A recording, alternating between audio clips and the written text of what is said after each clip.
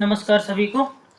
Finally आंदोलन का असर हुआ। जो इतने दिनों से मेहनत कर रहे थे छात्र, सभी कोचिंग संस्थान और अन्य संगठन, व्यक्तिगत स्तर पर सभी का सामूहिक स्तर पर जो भी प्रयास कर रहे थे, अब फाइनली हमारे मुख्यमंत्री श्री शिवराज सिंह चौहान जी द्वारा इसका स्टैंड लिया गया और उन्होंने बोला है कि अभी फ़िलहाल के लिए ये नियुक्तियाँ अभी रोकी जा रही हैं और उसके बाद ये उन्होंने लिखा है कि ये परिणाम को पुनः परीक्षण किया जाएगा। इसका मतलब ये है कि सरकार की भर्तियों को रोकने की बिल्कुल भी मंशा नहीं है। ठीक है, सेंटर के परिणाम चेक किए जाएंगे, क्योंकि ये है कि कुछ लोगों के दोष की वजह से इतने निर्दोष लोगों को क्यों भुगतना पड़े।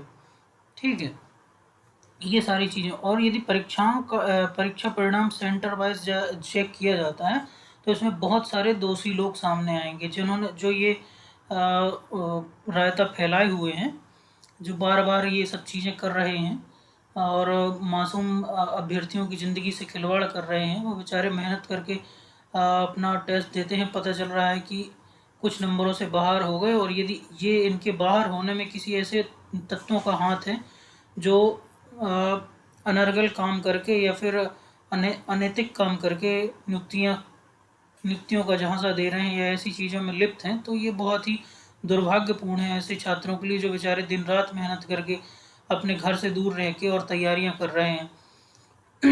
कई तो कुछ कमज़ोर स्थितियों में हैं, आर्थिक स्थितियां अच्छी नहीं हैं, कुछ कितनी सारी कंडीशंस होती हैं।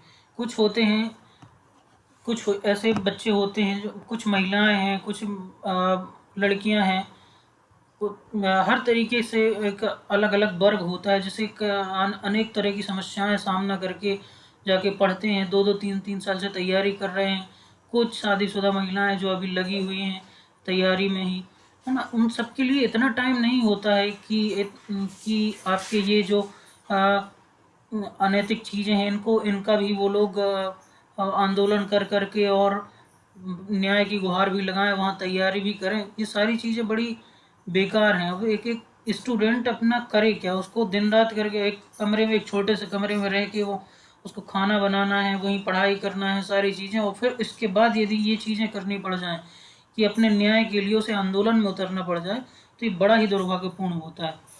ठीक है, तो उन्होंने हमारे मुख्यमंत्री महोदय ने ये चीज़ें बोली हैं कि जो संदेह व्यक्त किया जा रहा है उसका निराकरण होगा। कुल मिला के इतना है कि जो भी एक सेंटर या जो भी सेंटर होंगे उनके उनके ऊपर जांच होगी और उसके बाद में फाइनली परिणाम या फिर ट्रेनिंग जो भी जैसी समय अनुसार चीज़ें होंगी वो घोषित की जाएंगी।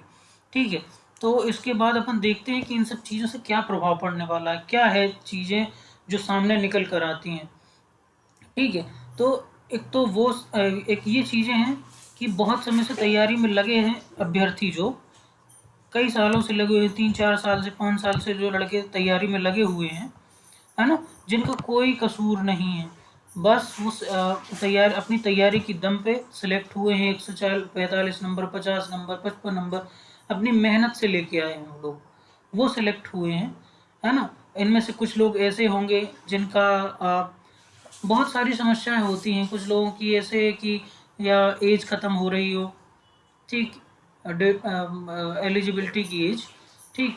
दूसरे ये कि अब उनके घर में रिसोर्सेज इतने नहीं हैं, बहुत दिनों से इंतज़ार कर रहे थे इस भर्ती का, जैसे तैसे उनका सिलेक्शन हुआ है। इससे सिलेक्शन के बाद ही उन्होंने अपनी आगे की ज़िंदगी की प्लानिंग चालू कर दी। ठीक, ये सारी चीज़ें हैं। कुछ महिला वर्ग हो गया, विकलांग वर्ग देख लीजिए, जो दिव्यांग हैं हमारे भाई, हाँ, बहुत समस्याएं होती हैं छात्रों को। तो उन लोगों ने जो बेचारे अपनी मेहनत से करके आए थे, है ना, क्योंकि एग्ज़ाम ही 4 साल बाद हुआ है। बहुत समय से कोई एग्ज़ाम नहीं हुआ था, जैसे तैसे ये एग्ज़ाम हुए, इतनी भर्तियां हुई थी। पीएससी के स्टूडेंट हुए, एसएससी के स्टूडेंट हुए, कई सारे दूसरे एग्ज़ामों के स्टूडेंट जो कई समय से लगे हुए थे अपनी तैयारियां में, उस क्षेत्र में नहीं निकल पाए थे दुर्भाग्यवश। तो यहाँ पे उन्होंने क्वालिफाई कर लिया। अब उनका क्या होगा यदि ये भर्तियाँ रुकती हैं, तो दिक्कत है। उनका कोई कसूर नहीं है, क्योंकि बहुत कम लोग हैं या बहुत कम सेंटर ऐसे हैं जो कि इन चीज़ों में लिप्त हैं, लेकिन उनका क्या करें, वो जो बेचारे आए थे। तो उनके लिए यही सलाह है कि एक तो जांच हो रही है, जांच होगी, सरकार की मंशा ये बिल्कुल नहीं दिखती है कि वो भर्तियां रोकेगी, तो आप अभी स्वस्थ रहें इन चीज़ों से, ठीक है। और यदि रुकती भी हैं तो भी एक पॉजिटिव पॉइंट आपके लिए ये है कि आपकी तो प्रॉपर तैयारी है, आज नहीं तो कल फिर एग्ज़ाम होगा और उसमें आप क्वालिफाई कर जाएंगे। लेकिन यदि ये चीज़ें आती हैं या जो लोग इन चीज़ों में लिप्त हैं वो पकड़े जाते हैं, तो आप विश्वास मानिए कि आप, आपके छोटे भाई, आपके घर परिवार के लोग, वो सब लोग इन चीज़ों से कम मुक्त तो रहेंगे। आप उनके लिए एक अच्छा भविष्य दे पाएंगे। तो आप थोड़ा सा तो कुर्बानी देनी पड़ती है यदि अपने अपने वातावरण को सुधारना है तो, है ना। ये तो समय लगेगा आपका, कुछ ना कुछ तो आपका मेहनत कुर्बानी लगेगी ही। तो आप ये मान के चलिए कि यदि ये भर्तियां निरस्त भी होती हैं तो उसमें आपका नुकसान इतना नहीं है जितना कि सभी का फ़ायदा है, और आपका भी फ़ायदा है, आपके लोगों का फ़ायदा होगा, ठीक। अब दूसरी बात करते हैं अपन वो अभ्यर्थी जो बेचारे इन अनियमितताओं के चक्कर में यदि जांच के बाद सामने आती हैं, जैसा कि प्रतीत हो ही रहा है कि कुछ ना कुछ तो अनियमितताएं हैं, तो यदि उनका क्या दोष है बेचारे जो कुछ नंबरों से बाहर हो गए, है ना। तो उनके लिए ये सुनहरा अवसर होगा, और बहुत बढ़िया होगा कि यदि कैंसिल होती हैं भर्तियाँ, क्योंकि वो जो कुछ नंबरों से बाहर हुए हैं वो भी बेचारे ऐसे ही लगे हुए हैं, बहुत समय से तैयारी करने में लगे हुए हैं।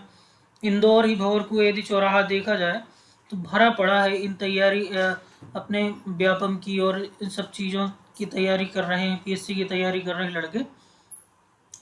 पूरा कोचिंग सेंटर देख लिए जाएं तो पता चले कि कुछ सब कोचिंग सेंटर अपनी फ़ीस लेने में हैं, है ना। हालांकि कोचिंग सेंटरों ने ये जो मैटर था इसमें बहुत अच्छा सहयोग किया है सब कुछ, ताकि लड़कों का भविष्य अंधकार में ना जाए, है ना। तो सब लगे हुए हैं हर कोचिंग में, अब 1-1 हज़ार 2-2 हज़ार लड़के बहुत मेहनत कर रहे हैं लड़के, है ना।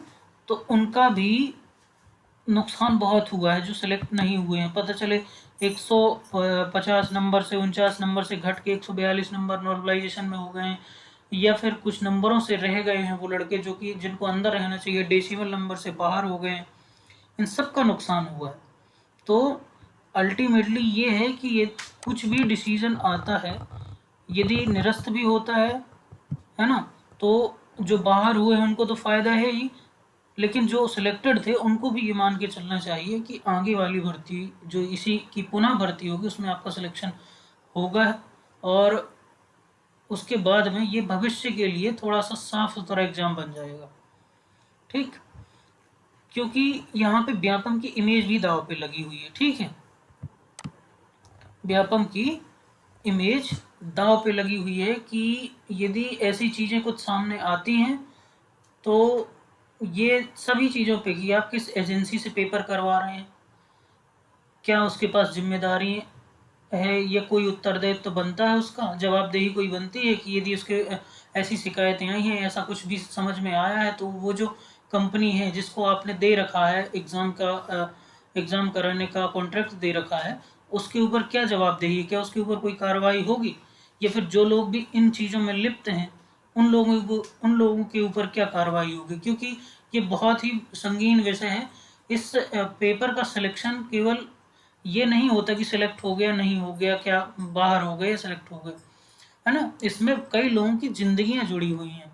कई लोग केवल सिलेक्शन होने या ना होने में पूरा नहीं होने पे कुछ लोग जीवन मौत मतलब जीवन मृत्यु के खेल से खेल जाते हैं।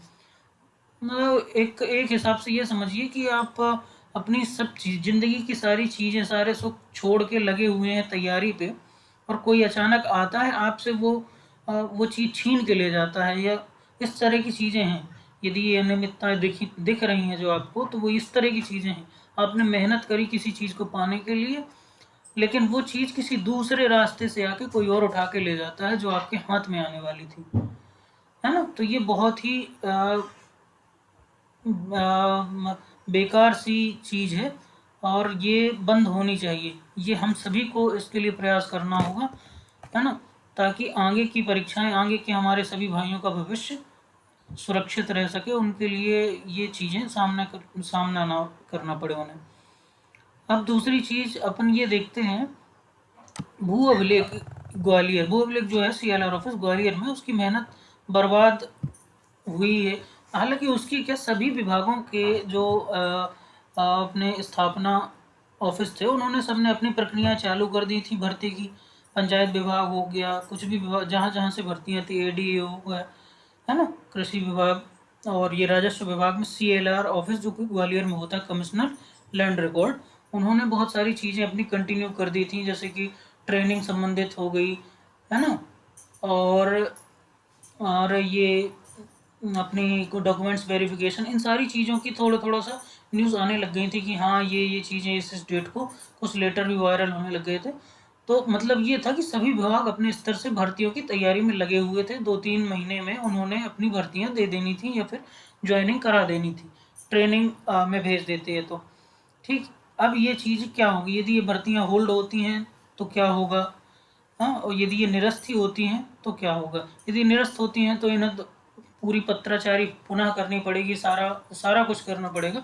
यदि होल्ड होती हैं तो ये है कि चीज़ें पहले से तैयार हैं ही, लेकिन लेटर फिर से निकालने पड़ेंगे हर चीज़ के लिए, और उसके बाद में आगे कंटिन्यू रख पाएंगे। ठीक है। अब ये अगली बात करेंगे सरकार की साख। इसमें सरकार की साख, क्योंकि अपने को पता है चुनाव 2-3 महीने में चुनाव है, तो ये बहुत बड़ी जिम्मेदारी बनती है सरकार की कि ऐसी कुछ भी चीज़ें या जो अनियमितताएं हैं, या तो वो सामने जो आ रही हैं तो उन पे पूर्णतः कार्रवाई हो और निष्पक्ष जांच हो जाए सभी चीज़ों की। ये सरकार की जिम्मेदारी यहीं पे ख़त्म नहीं होती है। सरकार को ये है कि जो ये तत्व हैं, इस तरह को किस तरह से बंद कर दिया जाए, है ना।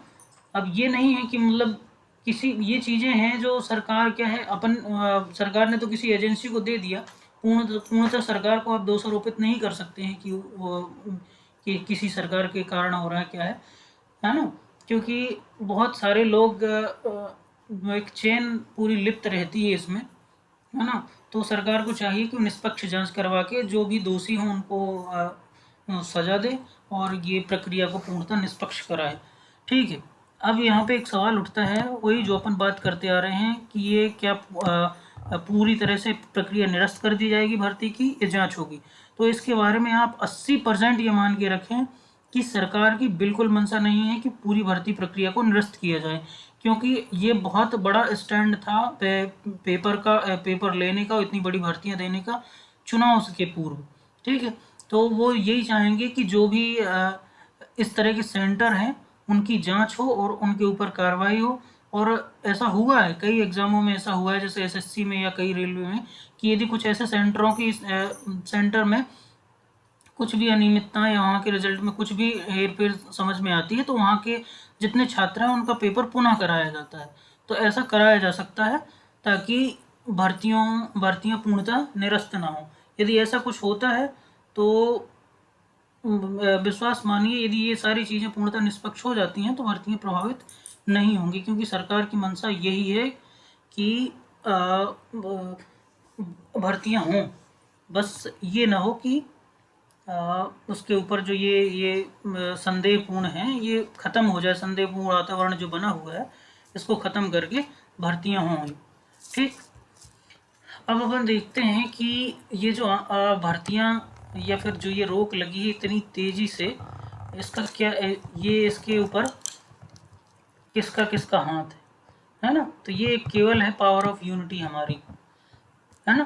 हम सब ने देखिए, कल से परसों से आप देख रहे हैं डिस्ट्रिक्ट वाइज प्रोटेस्ट, किसी छोटे से छोटे ज़िले से लेके बड़े से बड़े ज़िले में, जैसे बड़े बड़े ज़िले हैं जहाँ पे कोचिंग सेंटर स्थापित हैं तो उन्हें तो स्वयं प्रयास किए हैं, और छोटे ज़िलों में भी अभ्यर्थियों ने अपने लेवल पे जो जो थे, छोटे से छोटे ज़िलों में सैकड़ों की संख्या में लड़के कलेक्ट्रेट ऑफिस में जाके ज्ञापन दे के आए हैं, हर ज़िले में लगभग। ठीक है। और छोर कहीं भी, एक छोर वहाँ खंडवा खरगोन रतलाम बड़वानी से लेके आप सीधी सिंगरौली कहीं भी चले जाएं, हर ज़िले में ज्ञापन हुए हैं, तो इसका फ़र्क पड़ा है। दूसरी बात है, कोचिंग सेंटरों ने अपने स्तर से, क्योंकि उनका थोड़ा सा और बड़ा रहता है, है ना, और प्लेटफॉर्म भी अच्छा है, तो उन्होंने अपने स्तर से प्रयास किए जिसका फ़ायदा मिला है। सभी कोचिंग सेंटरों को इसके लिए धन्यवाद कि उन्होंने इस मुहिम में अपने छात्रों का, जो कि उन्हीं के जुड़े हुए के घर के बच्चे हैं, कोचिंग सेंटरों के बच्चे हैं, जो उनके लिए ये प्रयास किए, है ना। और तीसरी बात, सोशल मीडिया को, ये पॉजिटिव सोशल मीडिया कह सकते हैं अपन इसको, इसने बहुत बड़ा योगदान दिया है। सोशल मीडिया आजकल जितनी तेज़ी से वायरल होती है ना, यदि सही चीज़ सही जगह पे पहुंचानी चाहिए तो सबसे बेहतरीन साधन है सोशल मीडिया और प्रिंट मीडिया। तो इसने भी बहुत बड़ा काम किया है। और लास्ट चीज़ बात करते हैं ऑपोजिशन, इनका तो धन्यवाद, फाइनली कुछ तो बड़ी चीज़ सामने आई है, कुछ चीज़ों के बारे में एक पुख्ता से स्टैंड लिया है कि हाँ ये चीज़ें नहीं होनी चाहिए। ठीक है, अच्छी बात ये है कि हमें इससे मतलब नहीं, हमें ये है कि कोई सी भी सरकारें हों, अभ्यर्थियों को, छात्रों को किसी से कोई मतलब नहीं है। यदि वो नौकरी में जाते हैं तो वो अपनी मतलब राजनीति से पूर्णतः मुक्त होकर अपनी नौकरी करते हैं, तो उन्हें राजनीति से ना भी मतलब रहना है ना बाद में रहना है जब वो नौकरी में चले जाएंगे।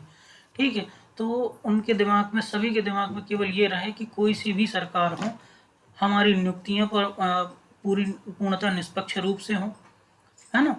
तो इस पे ध्यान देना है अपने को। और आगे की जो सरकार की रणनीति है वो इस पे निर्भर करेगी कि आप लोग क्या स्टैंड लेते हैं, है ना।